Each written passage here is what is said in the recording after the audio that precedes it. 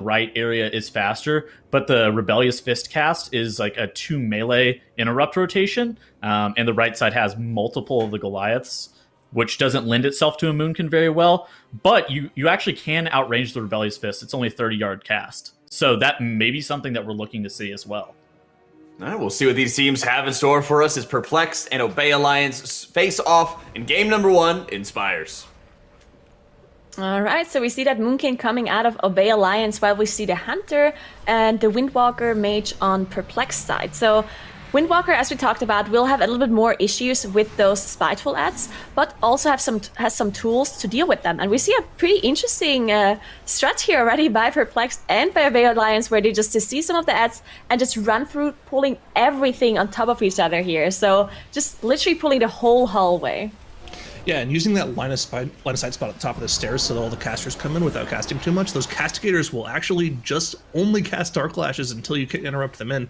So making sure they're using that line of sight to make sure they come in. And here you can see the first batch of Spiteful Shades coming out, Binding Shot coming out from both teams. They're using that Sigil of Misery as well to keep everything in place.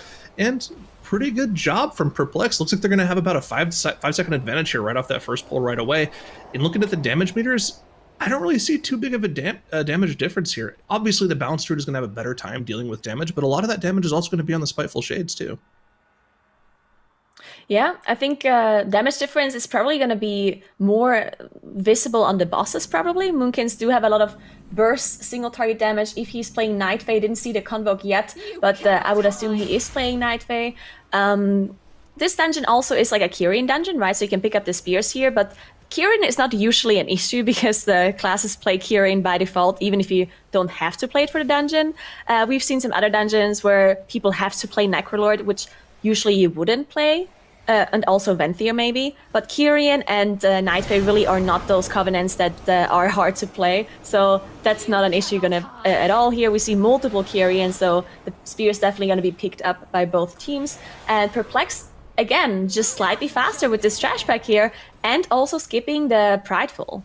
Also important to mention that because the reason the Windwalker was so low on that first pull is they just opted to not use his cooldowns at all. They didn't need them. So he was able to pop Weapons of Order, use both of his Storm Earth and Fire charges on that pull right there, just blasting it down, and it helped them get through that pull so much faster than we see from Obey Alliance. Perplexed has just already established this 20-30 second lead here for themselves. Yeah, we now see Obey Alliance also pulling the boss with the Prideful, actually. So, I mean, if they're going to be pulling this off, then they're probably going to save some time here, but just because they do get the damage buff from the Prideful, right? But Holo has some issues here as he almost goes down. Did manage to recover, though, but this is incredibly dangerous just because you have so many things you need to dodge in this boss room already, and then you also have to dodge the Prideful debuff while having to heal the AoE. So, well done by Obey Alliance getting this down. And now we see Chompy still has cooldown on Celestial Alignment, as he did use it on the very first pull. Seems like that's probably was the difference in damage, right? The Moonkin did more damage, used all of his cooldowns though on the first pull, while the Windwalker just saved his for the boss. And now the Moonkin still just doesn't have the cooldowns ready for this one. Right, it's important to mention that this boss is different from the initial beta phase where the bosses actually had differing HP pools. Now they're shared, so a little different if you only paid attention to the game during beta. It's been that way on live for a while now. But yeah, a lot of their burst damage is going to be saved for whenever the bosses aren't in this intermission phase where Kintar's flying around and you can only really hit Azul's, the dragon. So even though it looks like Obey Alliance is catching up a little bit now, it's not going to matter too much if they aren't able to kill it before the next transition phase, because Perplex is about to get it down here now that Kintar is back down, and Obey Alliance is going to have to single target this dragon down for the last 5%. That being said, they are dealing with it a lot quicker because those Moonkin cooldowns well, they didn't actually even use them. I'm surprised that they're able to get through the boss without using the CA there. That's pretty impressive that they're able to catch up that much on the boss. Yeah, and I also just saw that he is indeed playing Kyrian and not Night Fae, so having this Kyrian ability just gives you more AoE damage compared to Convoke being better for single target, which probably is the reason why he did save his cooldowns, so he can pop them here for that AoE damage or for like a next pull. Very interesting to see the Kyrian Moonkin coming out here by Obey Alliance. Perplexed moving on, just going to the left side here as they're dealing with some of these skirmishers. The skirmishers are really annoying to deal with, that's why they pulled them around the corner, so they just aggroed them, walked around the corner, made sure they all stack up for them. Now we see all of the Spiteful Shades coming out, actually auto-attacking some of the players, but they did manage to recover. They're just kiting backwards at this point, just using all of their CC available to just slow them down and not having to deal with them. Yep, for sure. And of course, they're going to be moving back over to the right side to take care of these stealth claws here that we just saw Obey Alliance deal with. So we still don't quite know which direction these teams are planning on going yet. Well, actually, we do. Obey Alliance has opted to just go straight to the right side right away without dealing with that first skirmisher pull that we saw Perplexed deal with. So they're going to have to make up that count at some point later on in the instance. Got to keep an eye on that one for sure. But Perplexed does have the slight trash advantage early on because they do have this extra pull here. Yeah, and we see Perplexed dealing with this spy class here, and they actually almost killed Divine Field at the start. He's struggling again as he just dropped incredibly low because these ads are actually just so dangerous for the tank as they apply a bleed effect and they just do huge amounts of damage. That's why we saw the tanks just kiting them out. Moonkin probably also helping for these ads a little bit more than the Windwalker maybe does, because you have that Vortex that can help you out. Of course, you also have the Mass Root. So, but I think the Windwalker also has Ring of Peace, which also helps. I guess both of them do have really nice utility to help out the tanks, so I guess it doesn't really take it that much. Yeah, and like Tettles mentioned earlier on here, going to the right side means you have to deal with a lot more of these Forsworn Goliaths. Fortunately enough for Obey Alliance, they have a lot of AoE silences with that Boomkin beam, as well as the Sigil of Silence from their Demon Hunter tank that allows them to deal with both of them at the same time if they are actually synced up. And that helps a lot with getting that pull down, so they don't really need those 4 melee interrupts in order to deal with them. They're able to just kind of AoE everything down, and that was a really well planned out pull from them as well. But we're going to see something similar from Perplexed coming up here, and part of the reason they ended up going for that left pull with the skirmishers first is so that they can get a Prideful buff, which I would assume is going to be used for a pull of a similar size here, but that Prideful buff is probably going to make it go so much faster for them. Yeah, we see both teams having Prideful up at the moment. Let's see what Perplexed is doing. It looks like they're doing the similar pull, as you said, with those double Goliaths, while Obey Alliance is doing a pull on their own. Now, this pull, though, looks like they... Okay, so they're just gathering everything. We have the Goliath pack here with the Ether Divers and the Champions. They did see some mobs earlier to not have to deal with those. I assume they would Shadow Melt the aggro off later. They just keep them CC'd there in the back. The skirmisher, it looks like. And they're just dealing with the rest of the trash here. 40 going down, though, unfortunately. They did manage to battle res him back up, and it should be okay, but I'm not sure if he already had used his cooldowns as he died, so that might be a little bit of an issue. Now it looks like his cooldowns are just coming up now. Looks like True Shot is coming back off cooldown right now, so he'll be able to pop that off to finish off the pull maybe, but at this point it's mostly Spiteful Shades, so I wouldn't be surprised to see him hold onto that for the next major pull after this. But Perplexed has already dealt with that massive pull that we were talking about, and they'll be catching up to this point in the dungeon where Obey Alliance has very quickly just got to deal with that one final Spiteful Shade so they can get all the members out of combat and move on with the Angel. Yep, they are using their Shadow Melt here, looks like. Getting rid of everything and then just moving forward. This is actually a pretty difficult skip, I would say, because if anyone messes this up and we see the flap coming out of Chompy here, he just barely didn't manage, but he's of course going to get picked up by the Cyclone here, getting pulled to the other platform. This is a skip you can do. You don't necessarily have to take the Angels to get you to the next platform. You can just slow fall over, and depending on how close you are to either of the platforms, you will always get dragged to the closer one. So as long as you jump far enough, you will get dragged to the next platform and you don't have to use those Angels. And that's what they just did. Also making sure they did de-aggro as well. Or you can see the Shadow Melt cooldown from Obey Alliance underneath their group frame is on cooldown for everyone but the Hunter, because the Hunter, of course, used Feign Death to make sure they're not aggroed still for the previous packs. Otherwise, they would be in trouble. But they did it perfectly. They're out of combat and they're now dealing with this squad leader. Yeah, and they've set up this pull so they don't have to worry about any of the other abilities right here. They've used a Polymorph, they even used a Hibernate to make sure that they didn't have to deal with any of the abilities from the Dark Praetor or the Inquisitor up there. And of course, the reason they're doing this is because that squad leader does have that reduced AoE damage aura around it, so all of his allies take 75% reduced AoE damage. And then, of course, they're going to be able to pull all this trash on top of the boss, which it looks like they're doing right now. All of their cooldowns are available, so this should get blasted down pretty quickly.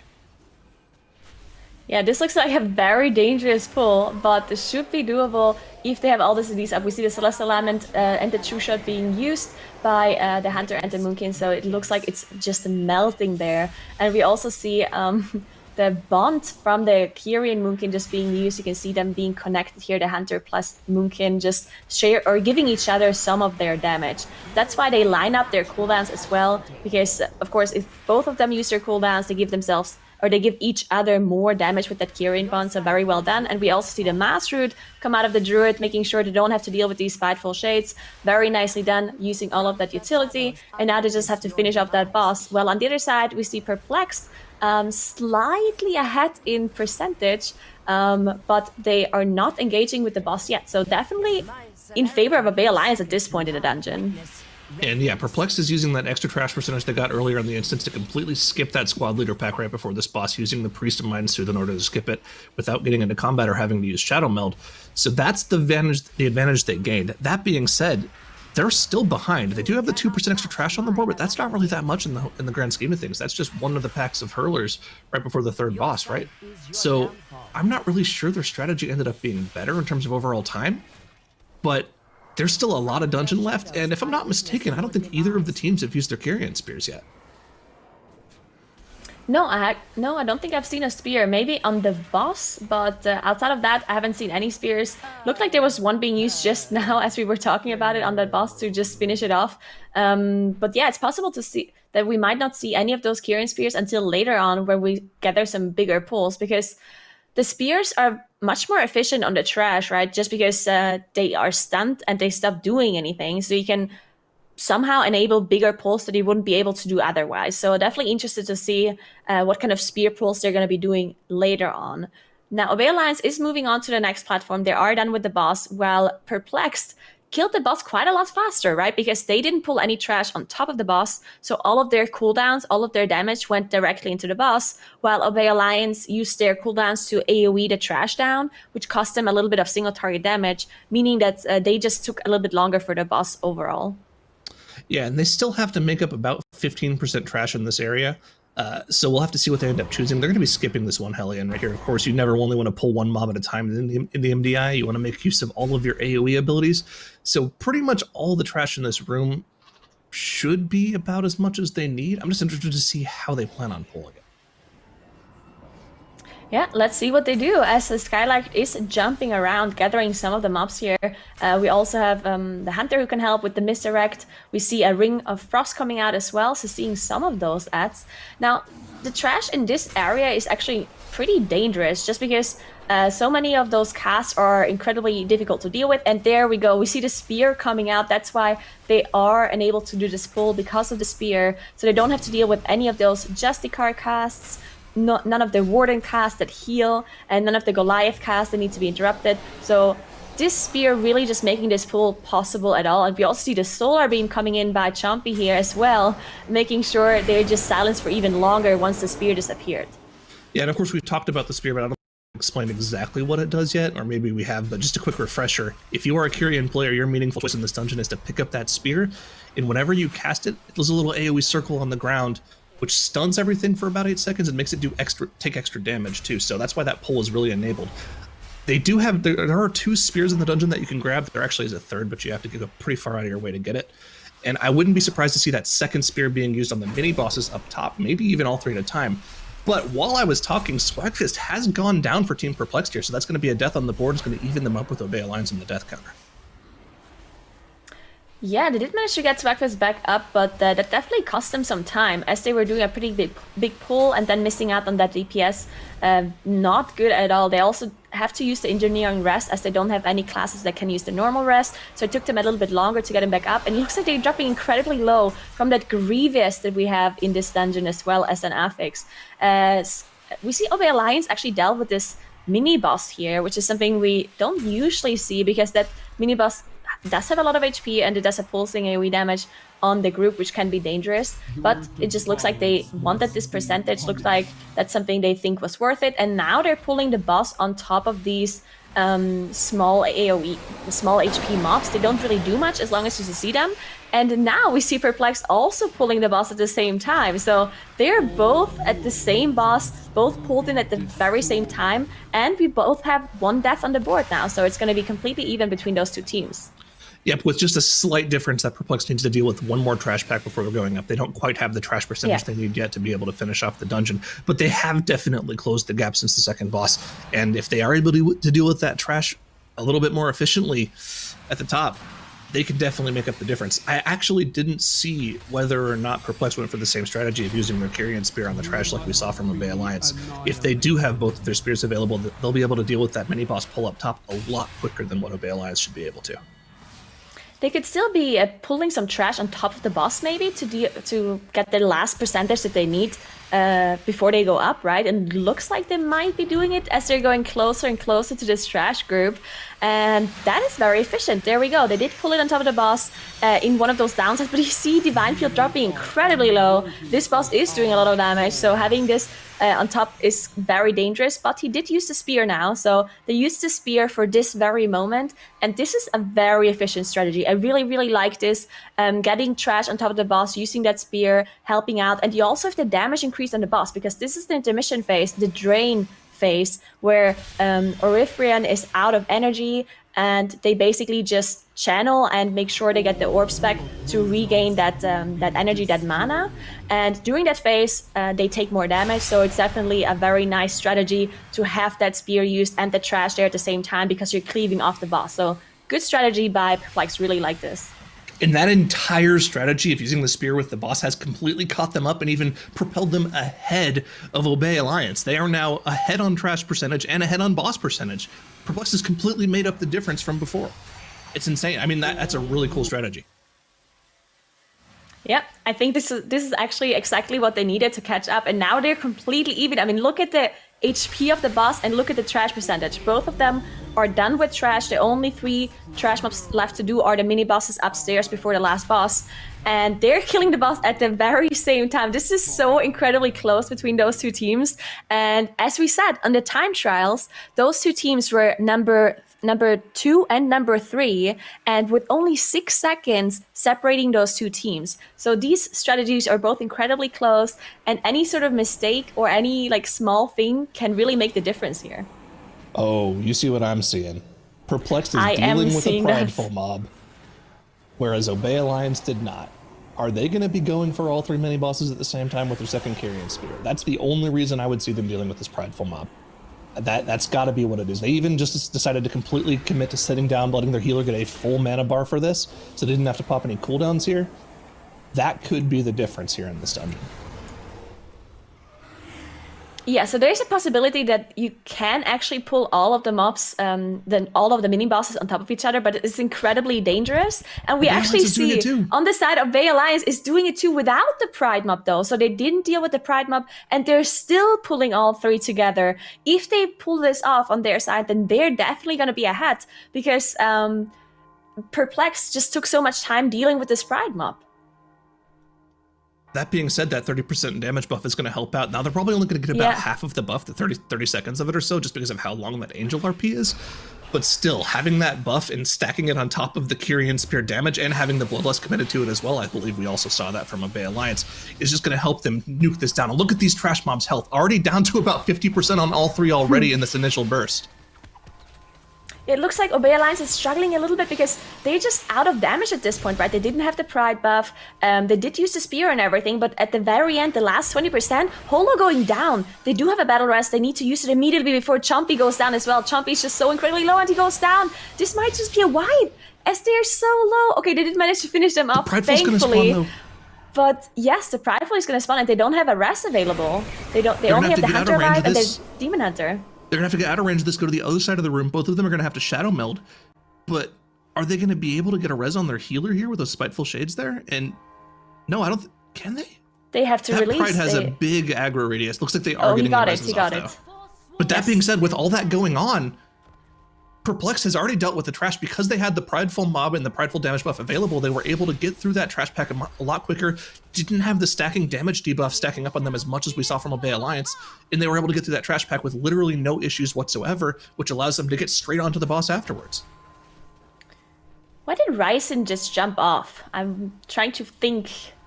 Okay, so I know exactly why he jumped off. There is a meta achievement on this boss where somebody has to jump off the platform and grab a spear. and you hit the boss with it. Now, each of those spears does 4% of the boss's HP. So it is actually a damage increase for your healer to jump off the platform and grab these spears to do damage to the boss with, then just sit on the platform and do whatever it is that healers do when there's no healer. Oh, I like that. That's definitely something my puck healers have to do now. Otherwise, I'll kick them. Anyway, Obey Alliance do have a death on their side again. They're out of battle rests. The battle rest will come back up very soon, so they can pick up shape. But yeah, just at the very last second, they had these issues, and this was the difference, right, with the pride and non-pride. So it's just so unfortunate that they were just running out of damage at the very end, just not having that pride bonus that Perplexed had. Not managing to deal with the last percentage, just all the debuffs were stacking up. You had the increased damage taken debuff, you have the dot that increases damage, ticking damage on the group, and then you also just had the spears coming out. So just too much for them to handle, and just fiddling out at the very end. And Perplexed, on the other hand, just having such a clean run. With the pride buff that they had, they do have this one single death that happened on Swagfest earlier, but outside of that, perfect run by them. Yep, and of course, all they have left between them and finishing off this dungeon is going to be one final intermission phase. Hopefully they don't miss the spear, because we'll start laughing at them. But I don't think that's going to happen here. These guys are on pace for a ridiculously fast run, almost as fast as their time trial run, which is always pretty impressive considering how much practice goes into those time trial runs, and you get the best of 5 tries. Getting anywhere close to that in your one try in an MDI scenario is really impressive. Yeah, definitely. I mean, both those teams are just so incredibly good. And to be honest, when I was thinking who would win between those two, I did think it would be incredibly close and either of them could win. But Perplexed, when I saw them play yesterday, they actually made quite like a few smaller mistakes here and there, which cost them like a couple of seconds. While Obey Alliance on the other side, they did have pretty perfect runs. But Perplexed winning the first game here against Obey Alliance, and this is gonna be an interesting series. I'm really looking forward to the next games. All right, Perplexed. I mean, they took that extra time. We were watching them kill the Prideful there, and it seemed like it was like, well, are they going to be able to pull off the triple kill? Of course, any of those angels at the very end do heal to full if they don't die within about a second or two of each other. But Perplexed pulled it off. They had that extra layer of safety, the extra time taken to be able to do it, and they take game number 1 here, Tuttles. Man, okay, so they were 35 seconds ahead of where their time trial time was. Which honestly too, Obey Alliance, if they didn't have Holo die at the end and have those deaths, and then there was like the shenanigans with the Spiteful Shades, keeping them in combat, and it slowed them down a lot. I think Obey Alliance would have been able to take that. That match though was so incredibly close the whole entire way through. Even though there was like a little bit difference of routing, and it looked like Obey Alliance was ahead most of the way through, Perplexed able to really claw it back. That Prideful at the very end just was able to seal the deal. It allowed them to not run out of gas at the very end of those 3 mini bosses and really push them over the finish line there. So that was a good match. Yeah, that was a great match, and we were really able to see just a little bit of micro differences on display for what is usually just a very on-the-rails dungeon as well, Zyro. Yeah, I mean, it is pretty on the rails in general, but we saw just a slight difference in sort of trash percentage. The thing about these dungeons that are quote-unquote on rails is usually there's enough trash to where you can see teams go for completely differing strategies. So, for instance, we saw Perplex opting to go for that skirmisher pull on the left after the first boss, whereas for some reason Obey Alliance thought it would be faster to deal with the squad leader. Now, generally the squad leader pulls are pretty bad to deal with, but in general, their strategy and what we've seen from Obey Alliance when they're ethical in the past is just kind of to press W. They've done that on a lot of dungeons, and we've always questioned them, but they've always made it look really good and done a really good job doing it. Yeah, let's start comparing a couple of those different routings that we have as well, Tettles. Yeah, I mean, so first thing that we even have to see is, look at this right here. They're playing this Pride straight into the first boss. Most people, their hesitations for playing Pride into bosses is warranted, and playing Pride into bosses is an incredibly daunting task. On an 18 in the MDI especially as well, very scary. On top of that, this was a pull that both teams elected to do in Obey Alliance and Perplexed. They did the double Goliath Ether Diver kind of pull. You did see Obey Alliance, though, elect to do it without a Prideful buff. They did Bloodlust it, which makes a lot of sense. Perplexed here, also showing off that they can pull an insane amount of trash with the Goliath and all of these Ether Divers. The amount of tank damage that this does right here, whenever Divine Field does not have his last resort, is quite scary. But they were able to really push themselves over the line there with the Spitefuls coming out at the very end. This was probably the most interesting pull of the whole entire run. I did feel like the group outranging that Goliath's Rebellious Fist cast, like I said in the pre-show, it does only have a 30-yard range, so the whole entire group, except for Skylark outranging it, made a lot of sense.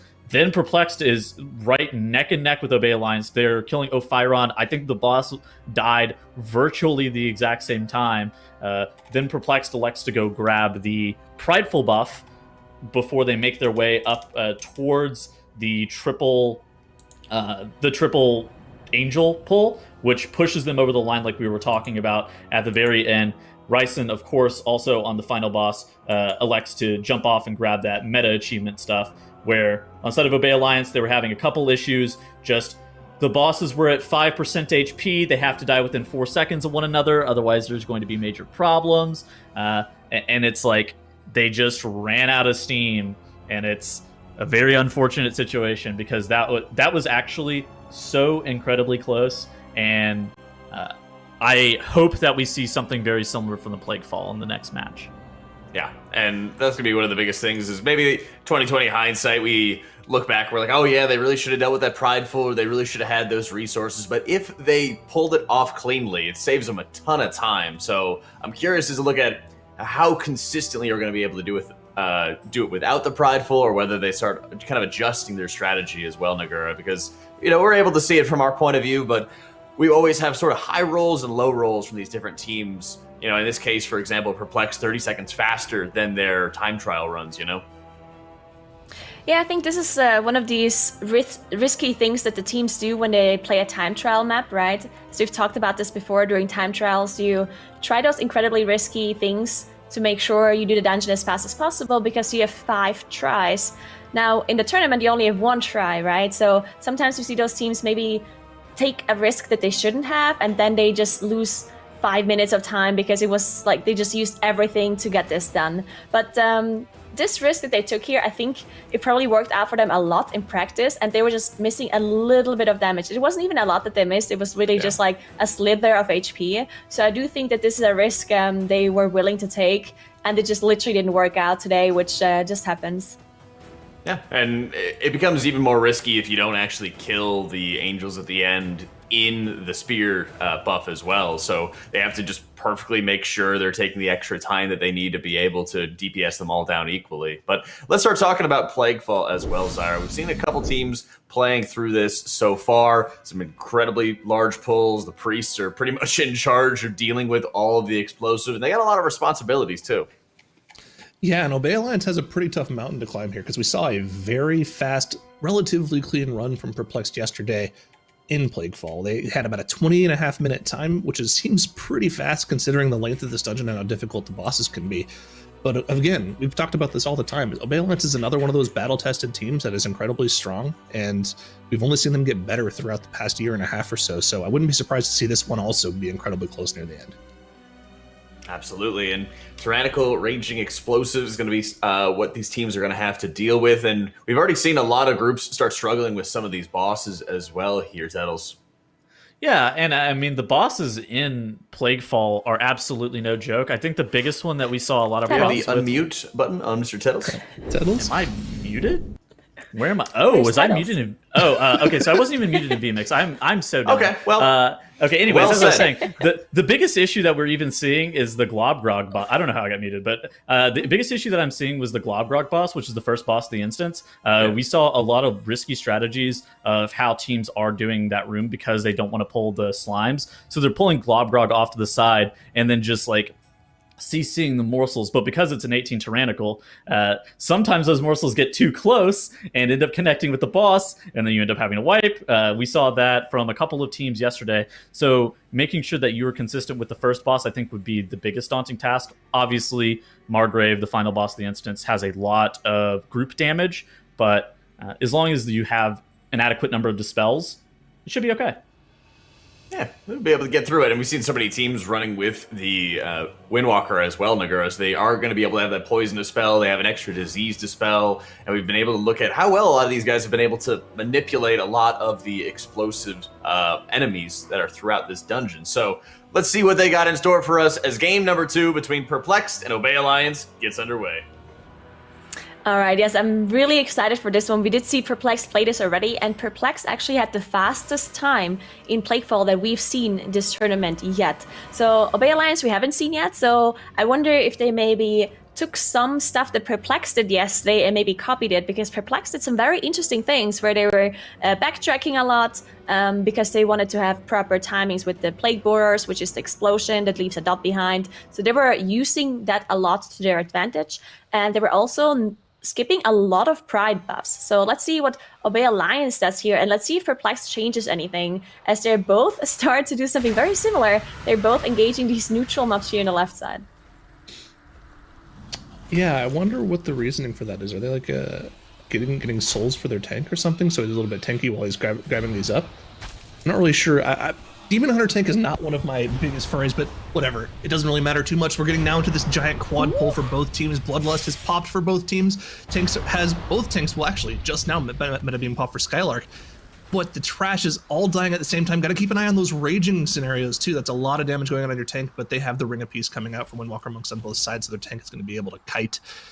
Unfortunately for the tanks, but the trash goes down quickly. Perplexed able to deal with it a lot faster though. Just a ton of damage coming out from Wolf Disco on the mage there, and because the trash is dead for them, they're not having any issues.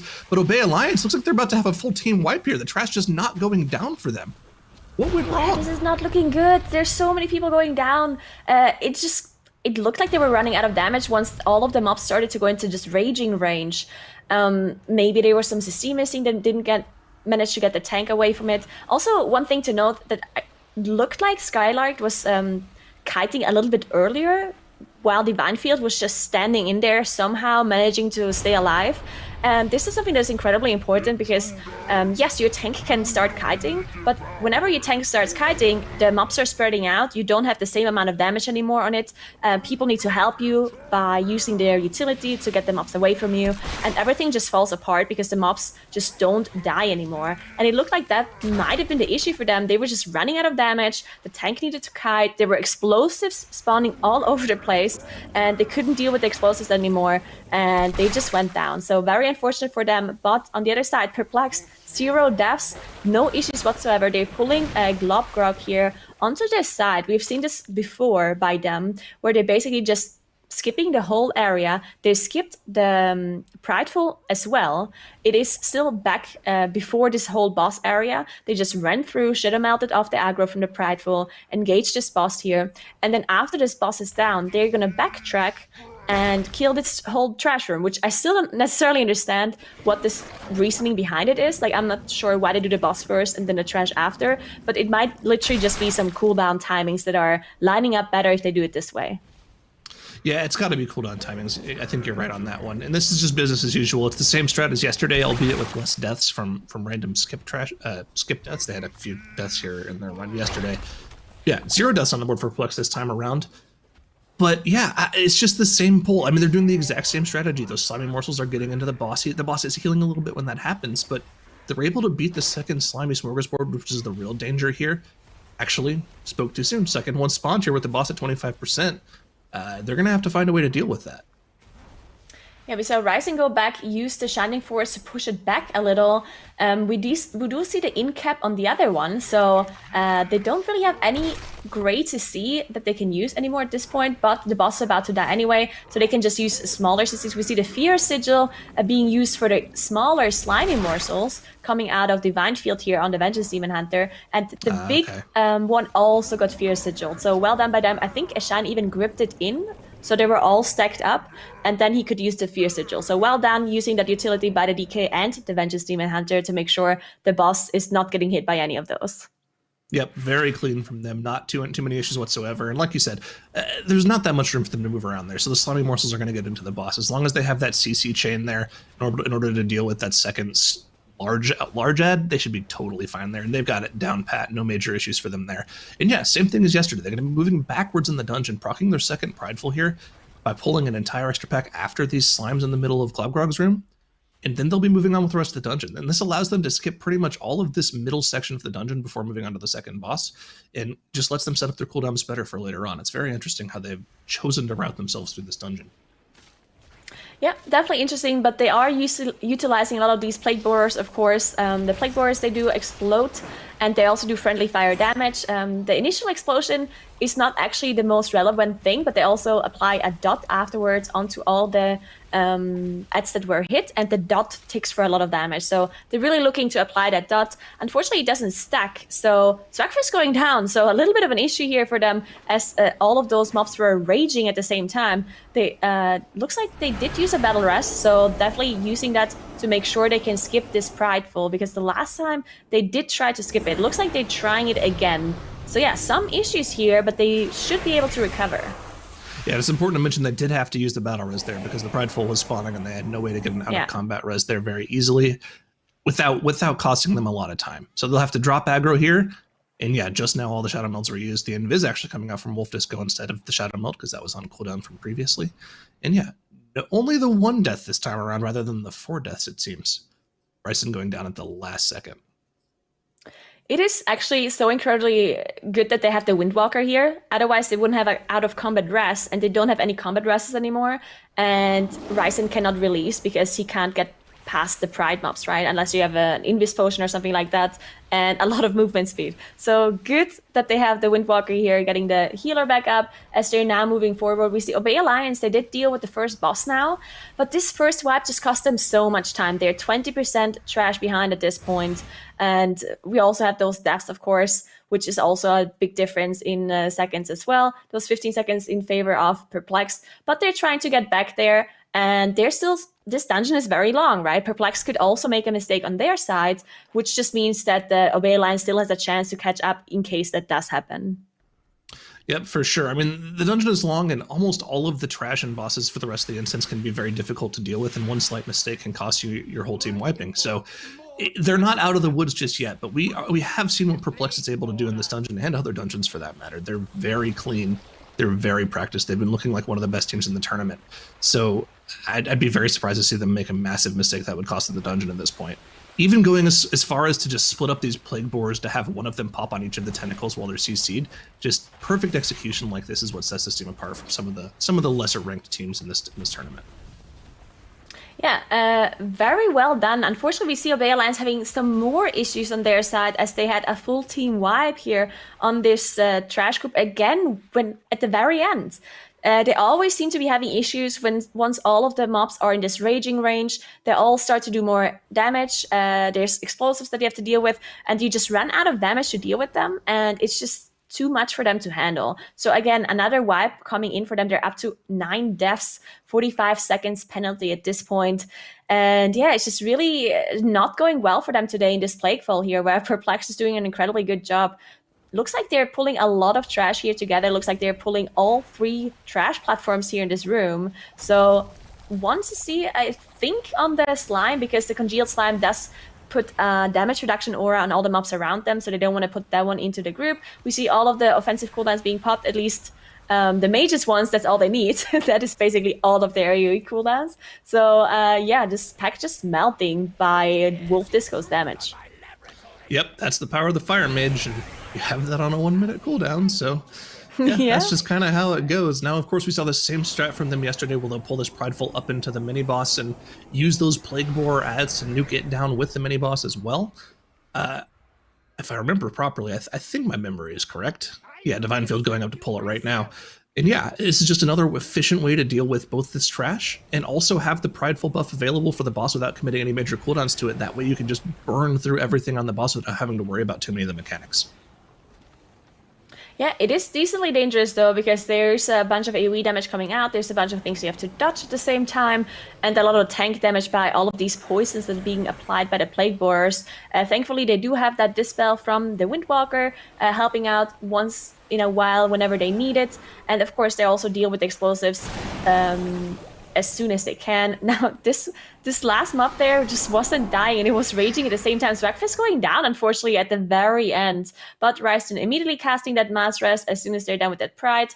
Now, whenever someone dies at the end of a Pride mob, it's just very, very unfortunate because, yes, you can rest them back up, but you're just losing precious seconds of the Pride buff. So that's definitely not something you want to see very often.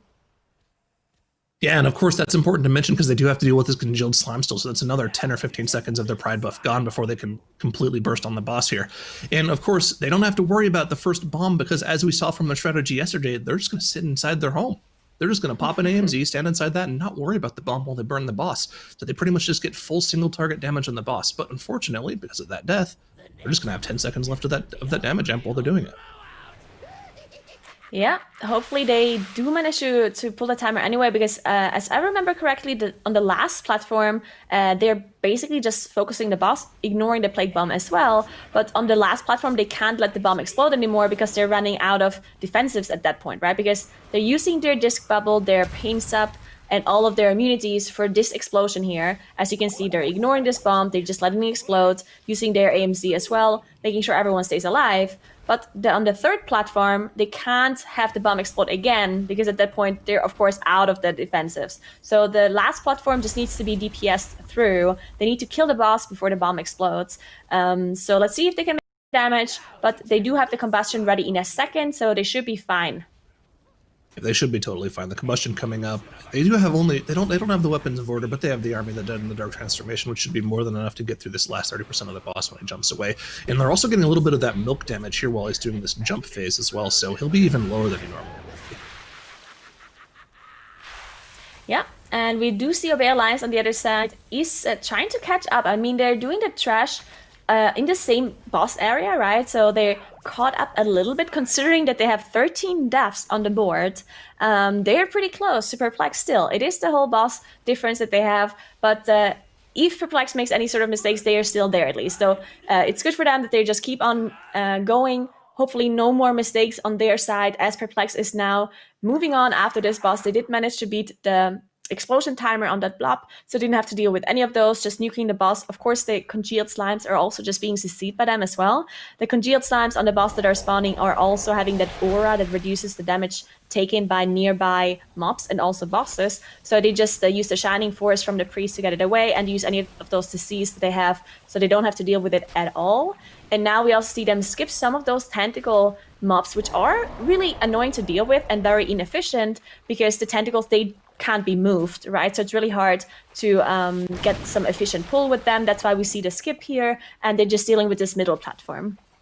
Yeah, and one of the things to mention about Perplexed strat in this dungeon, and I think it's a little bit better than what we saw from Echo. Echo opts to move and get the last trash percentage they need in this dungeon from that deviates from the main path by moving off to the right side and getting the trash percentage that way, whereas Perplexed actually got most of their extra trash from the beginning of the dungeon before the first boss. So yeah, there's a little bit of backtracking for them, but it ends up working out because you have to deal with less of these Defender of Many Eyes mobs, which, if not, executed properly, makes these trash packs go a lot slower. On top of that, Perplexed also opts to pull all of this trash in the room at the same time and commit their Bloodlust to it. This double ambusher pull can actually just pretty much one-shot your tank if you're not careful, so it makes perfect sense that they end up committing the Bloodlust here. Yeah, that's actually an insane pull, and they also are raging, all of them. So one thing with the raging affix that we've seen teams do before is they're not trying to get rid of the raging, because you can't. Even if you have a class that can get rid of it, like having a hunter or a moonkin or whatever, it's just too many mobs raging at the same time. So soothing or removing one raging effect is not going to help you. So what they try to do is they just save some of their damage that they have for the very end, to make sure that once the mobs are raging, they are dying incredibly fast. Because if you have all of your damage at the start of the trash and then you run out of damage once they're all raging, then you're going to be in trouble. And it looks like that was something that they were doing here on Perplexed side, because once they were in raging range, they were just all exploding and all of them just going down. So very well done by them handling the raging basically by just out DPSing it. And now they're on the boss, they're up to 84% trash. So they do have enough trash, they can go down right after this boss. They don't have to deal with any more trash, because the rest of the trash can just be done in the last boss area. Yeah, and you can see the gap that is opening up here, not only because of the wipes that we've seen from Obey Alliance, but also because of just the pretty much perfect routing that we've seen from Perplexed here. They're essentially an entire boss ahead with that extra 20% trash. Like, they're just playing this dungeon so incredibly fast, and they're really only competing with themselves right now. Their time to beat from yesterday is 20 minutes and 31 seconds, and I think they're definitely on pace to either match that or do better than that. My blades will rend your Yeah, I mean, this is just really great showing by Perplexed. The last time they had 4 deaths, this time they have 3. So if they keep everyone alive till the end of the dungeon, then they're already improved at least on their deaths. We also saw alter time being used there by Wolf Disco. That's actually a very neat trick that you can do on a mage if you get the stun, the ambush cast by this boss, because after a couple of seconds, she jumps on you and stuns you. There's a huge amount of AoE damage around you as well. You have to go outside. If you use that alter time, you can basically just time it perfectly that you just go back to where you were previously before you got that ability on you, and you don't even need to be healed. So well done by Wolf Disco, using that properly on his mage here. They do deal with the Brute Assassins as well, just getting them out immediately as soon as they spawn, making sure they also use that stun by Swag Fist, so there's less damage on Divine Field to deal with. Yeah, also quick a little learning moment and tips and trick moment for people at home trying to figure out how to do these dungeons more quickly. You saw it happen from Dr. Wolf Disco there. For some reason on this fight, whenever the Brute Assassins are spawned, if a mage uses their Mirror Images ability, it just instantly breaks all the Brute Assassins out right away. So they don't have to worry about going around, gathering them up, doing any damage to them. It just lets you instantly break them out and group them all up. Quick little, extra tip to make the dungeon go quicker. Yeah, I mean, that's really what mages needed, just more utility and more damage, right? So, well, good for them. Just use those mirror images. They're done with the boss now as they're moving on. Yes, I mean, Obey Alliance at this point, as Sarah said, there's really it's just going to be incredibly hard for them to do anything anymore in this dungeon. So, unfortunately for them, just too many problems in this dungeon specifically. This is not a time trial dungeon, so this is the first time we see Obey Alliance here. Maybe they were just trying to do too much. Maybe they tried to copy some stuff that we saw Perplexed do. Specifically this very first pull, right? The very first pull that we saw, that was this insane pull where they used Bloodlust for. That was something that Perplexed showed yesterday. And maybe that is something that Obey Alliance saw, and they were like, you know what, we have to do this as well if we want to beat them. And maybe they practiced it a bunch of times. It worked twice, and maybe didn't work 3 times, and they said, you know what, this is good enough. We have to do this if we want to win against them. And it just didn't work out. So they didn't maybe not have enough practice, didn't know exactly how to deal with it, and it just didn't work. But you have to risk those kind of things when you know the enemy team is doing that, right? Right, for sure. And I mean, it's definitely an uphill battle for a team like Obey Alliance here as well, knowing that Perplexed has such a clean and quick run in this dungeon, and that they had to practice it for their first match, so they're definitely going to be more practiced and more prepared. I wouldn't be surprised actually if Obey Alliance actually just decided to not practice this dungeon as much and focus on the other 2 maps, because they might have felt like they had a better chance of winning those.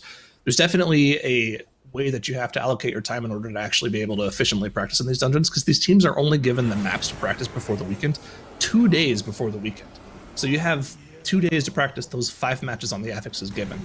So it's a very interesting logistical problem for the teams to deal with, and both of these teams have been pretty big veterans in the scene, so I feel like they should both have a good idea of how they can set themselves up for success the best. Yeah, and we've seen a very nice display of another pride skip by Perplexed here. We saw all of them go to the entrance of the area, basically, of the room.